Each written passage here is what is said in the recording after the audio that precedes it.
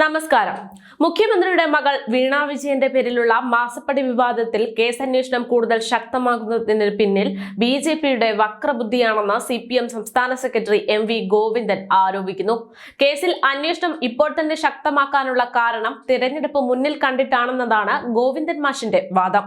Party മുഖം രക്ഷിക്കാൻ കലക്കവെള്ളത്തിൽ മീൻ പിടിക്കും പോലെ MV ഗോവിന്ദൻ ഇടയ്ക്കിടയ്ക്ക് പത്രസമ്മേളനം നടത്തുന്നുണ്ട് എങ്കിലും മുഖ്യമന്ത്രിയോ വീണ വിജയന്റെ ഭർത്താവും പൊതുമരാമത്ത് മന്ത്രിയുമായ മുഹമ്മദ് റിയാസോ ഇതുവരെ ഈ ഒരു വിഷയത്തിൽ വാക്കാലോ രേഖയാലോ മറുപടി നൽകാത്തത് മാസപ്പടി അസത്യമല്ല എന്നത് സംശയം കൂടുതൽ ശക്തമാക്കുകയാണ്.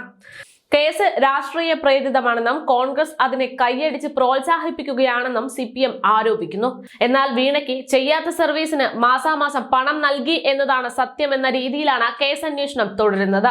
വീണ വിജയൻ തൃപ്തികരമായ ഒരു മറുപടിയും നൽകിയിട്ടില്ല എന്നതിന്റെ പശ്ചാത്തലത്തിലാണ് കമ്പനീസ് ആക്ട് 210 പ്രകാരമുള്ള അന്വേഷണത്തിലേക്ക് കേന്ദ്ര സർക്കാർ നീങ്ങിയിരിക്കുന്നത്. കഴിഞ്ഞ ദിവസം മാത്യു കുഴൽനാടൻ ഇതേ സംബന്ധിച്ച് വിശദീകരണം നടത്തിയിരുന്നു. അതിനിടെയാണ് കഴിഞ്ഞ ദിവസം വീണ വിജയന്റെ കമ്പനിയായ എക്സാലോജിക്കിനെ വെട്ടിലാക്കി ROCയുടെ റിപ്പോർട്ട് പുറത്തുവന്നത്. വീണ വിജയൻ രേഖകളിൽ കൃത്രിമം കാണിച്ചതായ രജിസ്ട്രാർ ഓഫീസ് കമ്പനീസിന്റെ നിർണായക കണ്ടെത്തലുകൾ പുറത്തുവന്നു. എക്സാലോജിക് കമ്പനി മരവിപ്പിക്കാനായി നൽകിയ അപേക്ഷയിലും സത്യവാങ്മൂലത്തിലും തെറ്റായ വിവരങ്ങളുണ്ട് എന്നതാണ് കണ്ടെത്തൽ. വീണയെ പ്രോസിക്യൂട്ട് ചെയ്യണമെന്ന് ബാംഗ്ലൂരു ROCയുടെ റിപ്പോർട്ടുണ്ട്. ഇടപാട് വിവരം CMRL മറച്ചുവെച്ചു എന്നും വിശദമായ അന്വേഷണം വേണമെന്നും ROCയുടെ പ്രാഥമിക റിപ്പോർട്ടിൽ പറയുന്നു. വീണ വിജയനെയും എക്സാലോജിക്കിനെയും അങ്ങേയറ്റം പ്രതിസന്ധിയിലാക്കുന്ന റിപ്പോർട്ടിലെ കണ്ടെത്തലുകൾ ഇപ്പോൾ പുറത്തു വന്നിരിക്കുകയാണ്. ഇത് സംബന്ധിച്ച് ROC ചില വിവരങ്ങളും വിശദാംശങ്ങളും എക്സാലോജിക്കിനോടും CMRLനോടും തേടിയിട്ടുണ്ട്. എന്നാൽ അന്ന് വിശദാംശങ്ങളൊന്നും നൽകാൻ എക്സാലോജിക്കിനും വീണ വിജയനും സാധിച്ചിട്ടില്ല എന്നതാണ് വാസ്തവം. ആവശ്യപ്പെട്ട വിവരങ്ങൾ നൽകിയില്ല എന്നും ഒളിച്ചു കളിക്കുന്നു എന്നും ROC റിപ്പോർട്ടിൽ വ്യക്തമായി പറയുന്നു. ROC ആവശ്യപ്പെട്ട രേഖകൾ എക്സാലോജിക്കിന് സമർപ്പിക്കാൻ സാധിച്ചില്ല. കരാറിന്റെ വിശദാംശങ്ങളും ഹാജരാക്കിയില്ല. GST അടച്ചുവെന്ന് മാത്രമാണ് എക്സാലോജിക് മറുപടിയായി നൽകിയിട്ടുള്ളത്. ഇടപാട് വിവരം CMRL മറച്ചുവെന്നും റിലേറ്റഡ് പാർട്ടിയായ എക്സാലോജിക്കുമായുള്ള ഇടപാട് അറിയിച്ചില്ല എന്നും ROC റിപ്പോർട്ടിൽ പറയുന്നു. ഈ ROC റിപ്പോർട്ടാണ് വിഷയത്തിൽ കോർപ്പറേറ്റ് അഫയേഴ്സ് മന്ത്രാലയത്തിന്റെ വിശദമായ അന്വേഷണത്തിലേക്ക് വഴിതെളിച്ചിരിക്കുന്നത്.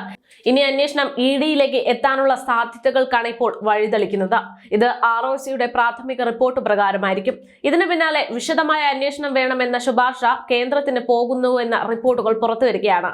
നേരത്തെ സഭയിൽ ഈ വിഷയം ഉന്നയിക്കപ്പെട്ടപ്പോൾ ഇതുമായി ബന്ധപ്പെട്ട ക്രിമിനൽ പ്രവർത്തനങ്ങൾ ഒന്നും ഉണ്ടായിട്ടില്ല എന്നതായിരുന്നു മുഖ്യമന്ത്രി പറഞ്ഞത്. എന്നാൽ ROCയുടെ ഈ ഒരു റിപ്പോർട്ട് പ്രകാരം നിർണായകമാക്കുന്നത് സെക്ഷൻ 447, 448 പ്രകാരമുള്ള കുറ്റങ്ങളും സംഭവിച്ചിട്ടുണ്ട് എന്നതാണ്.